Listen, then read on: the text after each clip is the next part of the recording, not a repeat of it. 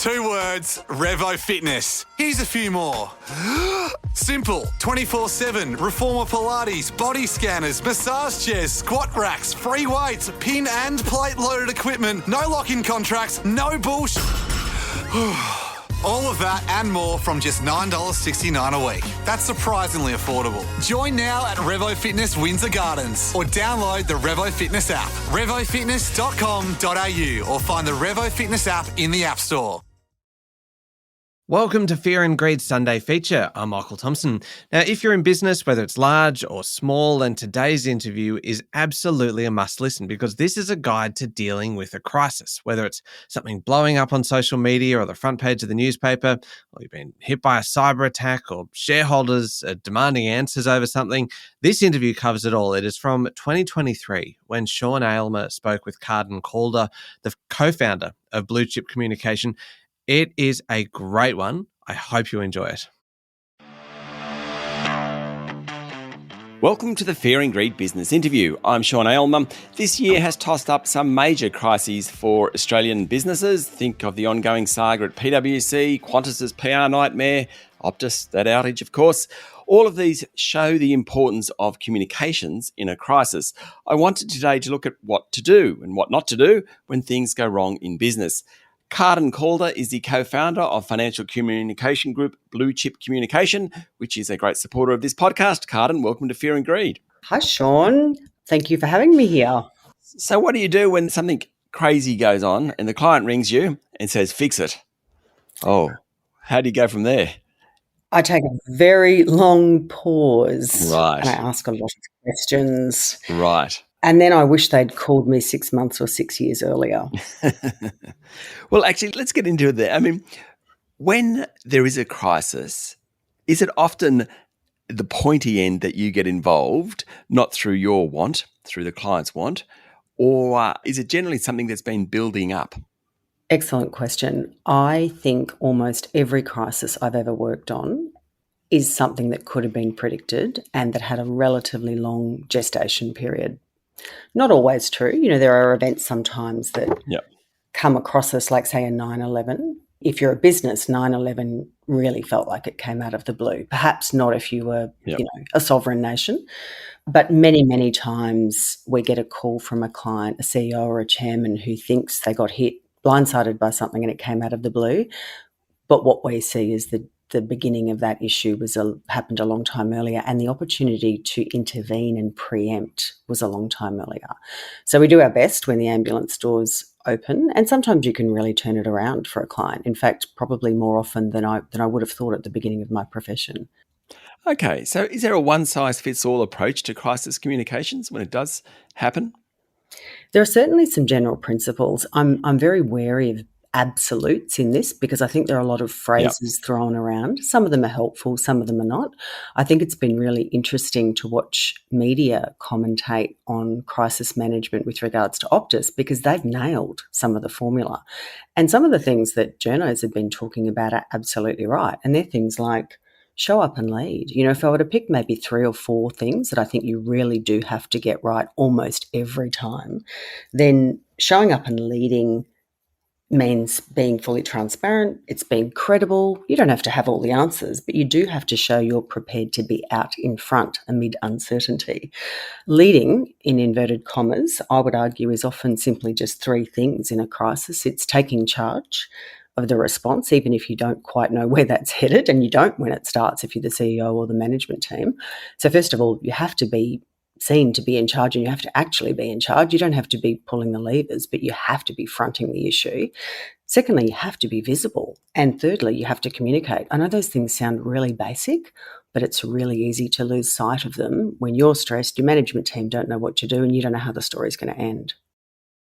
Okay, it's a good point that because sometimes you won't, or the CEO won't have the answer, but they've still got to turn up. Is that what you're saying? Exactly. And the reason they have to turn up is when things go wrong, leadership matters more than any other time. It's really interesting.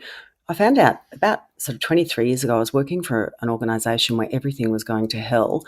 and people like you, Sean, were drilling holes in us. And I thought, surely the CEO and chairman's reputation are determining all the trouble that we're having, and their behaviour is determining our reputation. So I went digging to find the evidence, the actual stats behind what drives reputation. And I found that, interestingly, leadership does not drive reputation in business as usual, but when it does drive reputation and trust is in a crisis. So it's particularly important in a crisis that you lead, that you communicate, that you get out. You lead the story is another one of the basic principles, and one that people are really talking about at the moment. You might call it control the narrative, but I think that's a bit patronising if you're Australian. You can't really control the story, but you can certainly steer it. And if you don't, others will. So that's another one of those things that you can go back to and say, well, what are the basic principles? Show up and lead the story, be in the story, be directing it. And there are a few other things as well, which is you've got to put people first, and you have to put particularly people you've hurt first, and you have to demonstrate you're doing something tangible about it. And they're the things that no matter what's going on, they're sort of touchstones for leaders in the toughest times. Stay with me, Carden. We'll be back in a minute.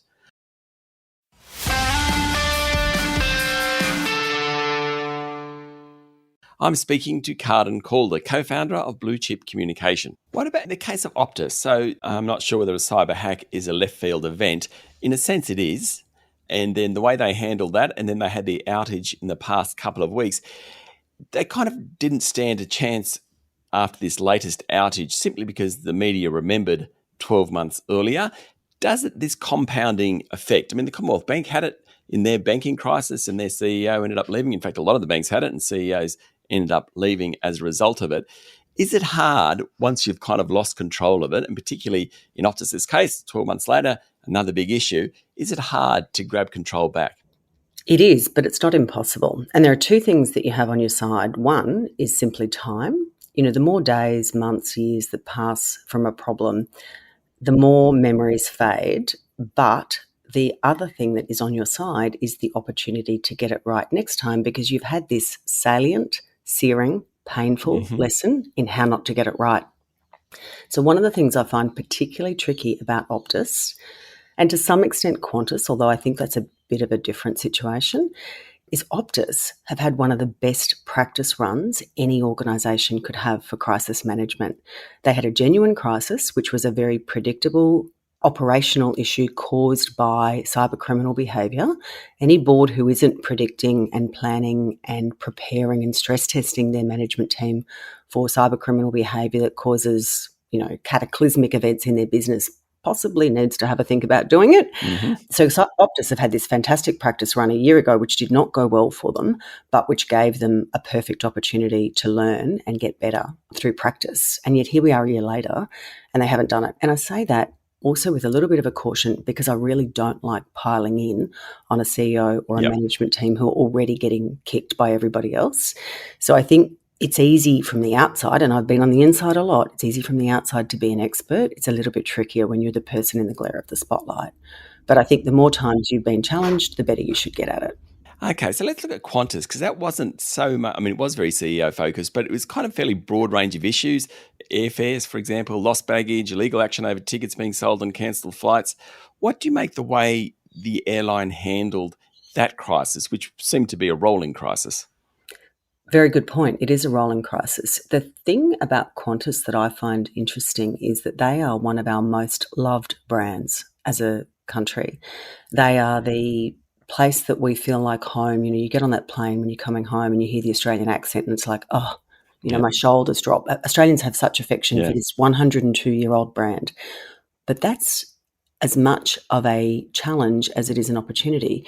It makes your brand very resilient and your reputation very resilient. So if we think about that sort of Coca-Cola CEO analogy of the red ball or the ball that bounces when you drop it, or the glass ball, Qantas has gone from being the ball that bounces when it's dropped, Qantas's reputation, to being the glass ball that no longer bounces.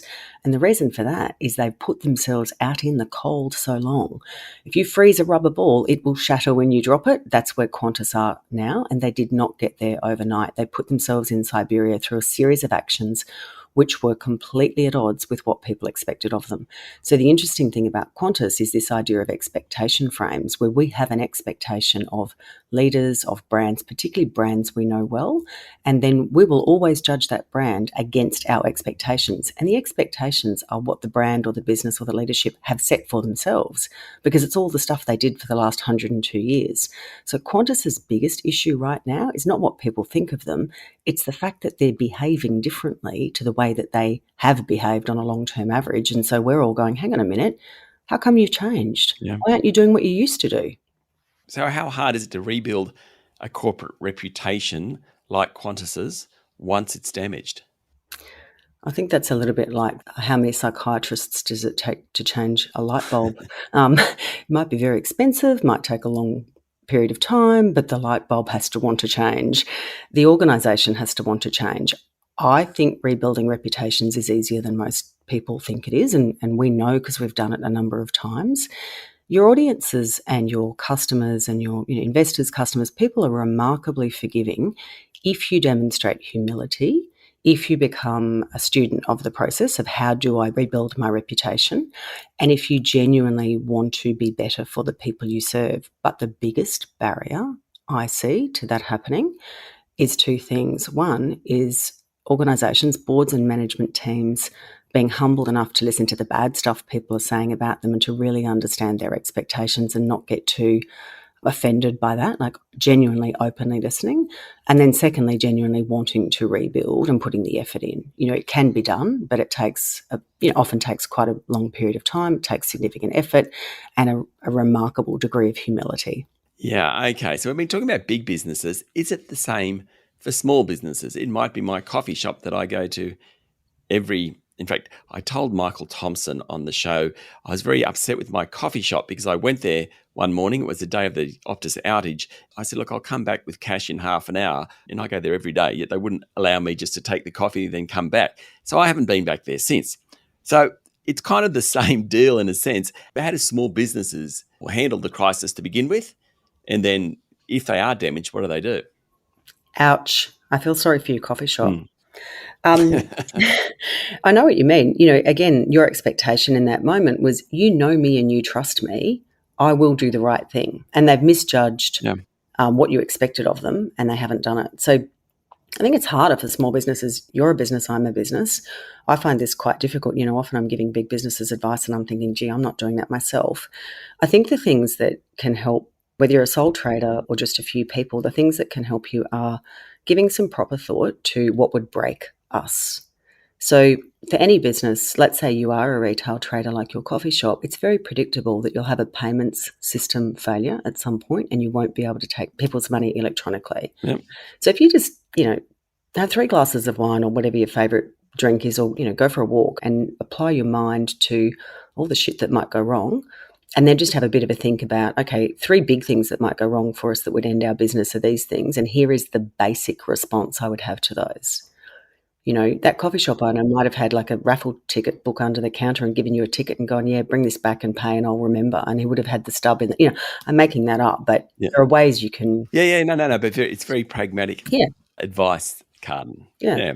Carden, thank you for talking to Fear and Greed. Thank you for having me, Sean. It is great to talk to you. That was Carden Calder, co-founder of Blue Chip Communication, which is a supporter of this podcast. This is the Fear and Greed Business Interview. Join us every morning for the full episode of Fear and Greed, Australia's best business podcast. I'm Sean Aylmer.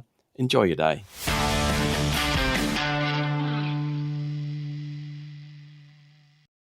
2 words, Revo Fitness. Here's a few more. Simple, 24/7, reformer Pilates, body scanners, massage chairs, squat racks, free weights, pin and plate loaded equipment, no lock-in contracts, no bullshit. All of that and more from just $9.69 a week. That's surprisingly affordable. Join now at Revo Fitness Windsor Gardens or download the Revo Fitness app, revofitness.com.au, or find the Revo Fitness app in the App Store.